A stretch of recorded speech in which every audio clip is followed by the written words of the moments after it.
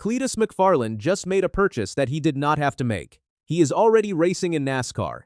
He already has a contract with a legendary team. He already has one of the biggest audiences in all of motorsports. He does not need to prove anything to a camera. And he still went out and bought a race car with his own money. Not a drag car, not a burnout car, not a wild project built for views. This is a stock car made for the exact kind of racing that separates real drivers from famous ones. Dale Earnhardt Jr. told him to do this. He said it out loud on his own podcast weeks ago. He laid out a full plan and told Cleetus McFarland exactly what he was missing. A lot of fans figured that advice would go nowhere. It did not, and the car sitting in his shop right now tells you how serious this has become. Cleetus McFarland is 31 years old. His real name is Garrett Mitchell. He grew up in Omaha, Nebraska. He built a huge YouTube following around cars, burnouts, and pure chaos. Then he decided he wanted to be a stock car racer for real. Now he owns a Pro Late model. He pulled the cover off the car in a new video.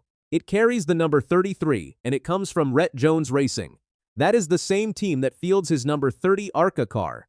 A Pro Late model is a short track car. It is smaller and lighter than a cup car. It has less power, but it sticks to the track hard, and the fields are packed tight.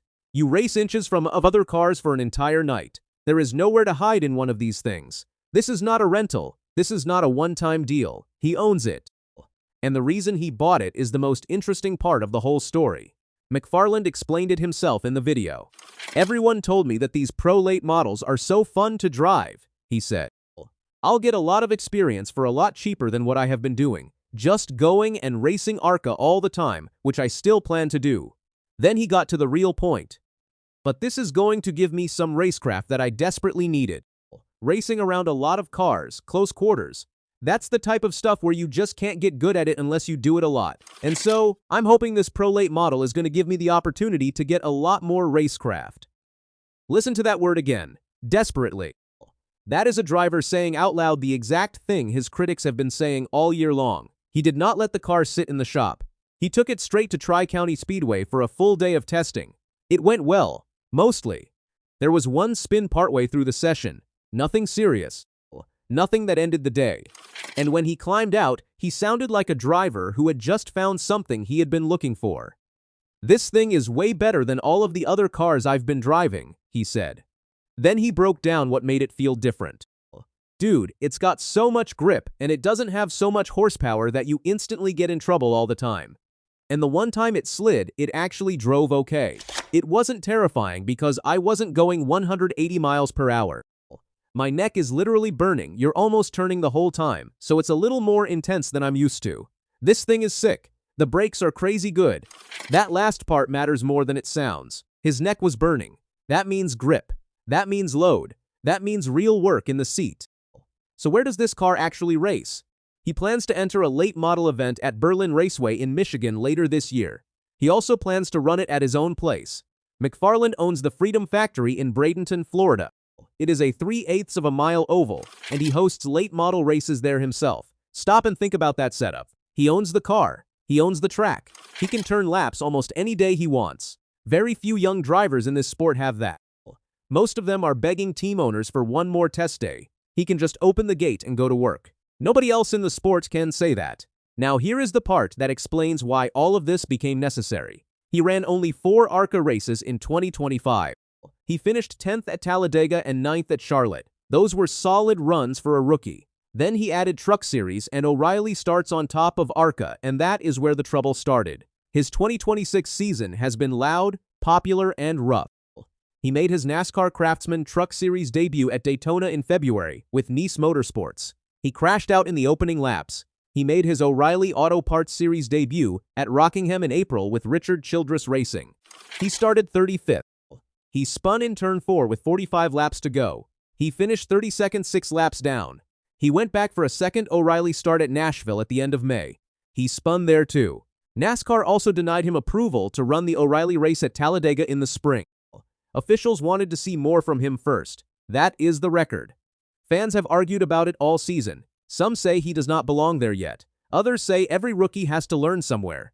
But there is another side to this, and it is a good one. In ARCA, he has been better than most people expected. He finished 11th at Daytona. He finished 4th in the ARCA East race at Rockingham. Then came Talladega in April, and he nearly won the whole thing. He finished second to Andy Jankowiak. That run changed the conversation.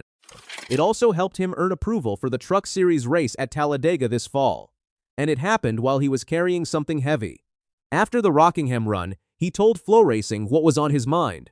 "Honestly, I just went out there and turned left for Greg Biffle," McFarland said. "I had more confidence today than I've ever had in a stock car." Biffle died in a plane crash in December of 2025. He was on his way to visit McFarland when it happened. Which brings us back to Dale Earnhardt Jr. After the Nashville race, Earnhardt was asked about McFarland on his podcast.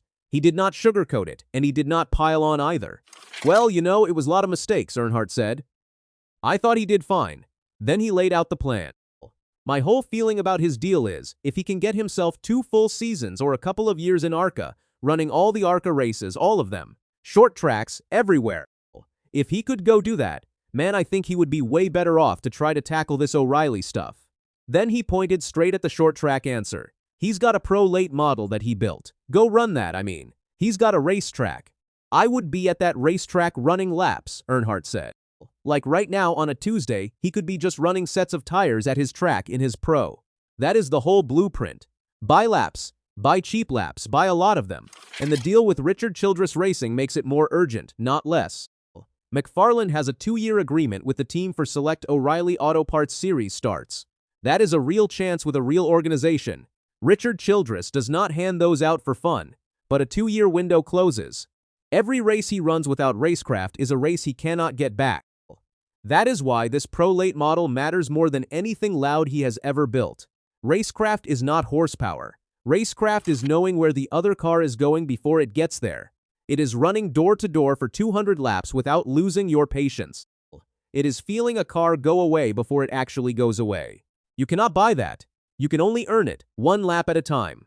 His next start comes on October 23rd at Talladega Superspeedway. He will drive the number 4 Chevrolet for Nice Motorsports in the Truck Series race. He has said that will likely be his final start of the season. So this pro late model is not a side project. It is the entire plan for the months in between. Buy the car, turn the laps, show up in October as a better driver than the one who crashed at Daytona back in February. The money is spent. The car is real. The advice was free, and he finally took it. Now we find out if it works. So what do you think? Is this pro late model the move that finally turns Cleetus McFarland into a real stock car racer? Or does he still need 2 full ARCA seasons before anyone should take him seriously? Tell me below.